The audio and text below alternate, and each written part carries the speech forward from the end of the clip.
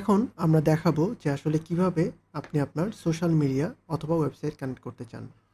তো প্রথমত আমরা দেখব যে কিভাবে আমাদের Facebook পেজটাকে আমরা কানেক্ট করতে পারি। এজন্য আমরা কানেক্ট সোশ্যাল মিডিয়াতে চলে যাব এবং আমাদেরকে এই ড্যাশবোর্ডে যখন নিয়ে আসা হবে, আমরা এই অবস্থাতে চাইলে এই ক্রিয়েট বাটনে প্রেস করে কানেক্ট প্ল্যাটফর্মে আসতে পারি অথবা আমাদের ম্যানেজ থেকে ক্লিক করে পরবর্তীতে প্ল্যাটফর্মে আসার পরে আমরা এরকম সোশ্যাল মিডিয়া কানেকশনের জন্য একটা পেজ দেখতে পারবো।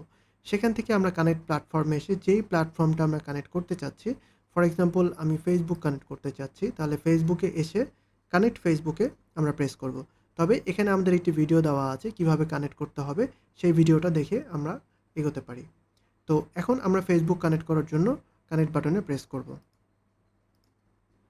আমরা ফেসবুকে আসলে আমাদেরকে এখানে আমাদের এডিট বাটনে প্রেস করলে অথবা প্রথম অবস্থায় হলে আপনাকে জানতে চাওয়া হবে আপনি কোন, কোন পেজ কানেক্ট করতে চান এবং সেই অবস্থাতে আপনি কানেক্ট বাটনে প্রেস করলে আমাদের প্ল্যাটফর্মটা কানেক্ট হয়ে যাবে এবং কানেক্ট হওয়ার পরে আপনাকে আবারও জিজ্ঞেস করা হবে আপনি কি আপনার সকল ডাটা অটোমেটিক ট্রেনিং করতে চান কিনা?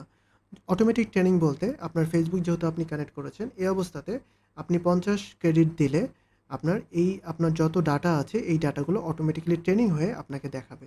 তবে আপনি চাইলে এটা এখন স্কিপ করতে পারেন, পরবর্তীতে আবার আপনি একটা অপশন থেকে আসতে পারেন। আমি দেখিয়ে দিচ্ছি। এটার জন্য আমাকে অটোমেশন এবং এআই ট্রেনিংয়ে আসতে হবে। এখানে আসার পরে একটা বিজনেস সিলেক্ট করে আপনি ম্যানুয়ালি চাইলে আপনার FAQ, স্যাম্পল রিপ্লাইস বা কনটেন্ট ট্রেনিংগুলো এড করতে পারেন অথবা আপনি চাইলে অটো ট্রেনিং এজেন্টের মাধ্যমে আপনার ডাটাটাকে অটোমেটিক্যালি ট্রেনিং করে ফেলতে পারেন।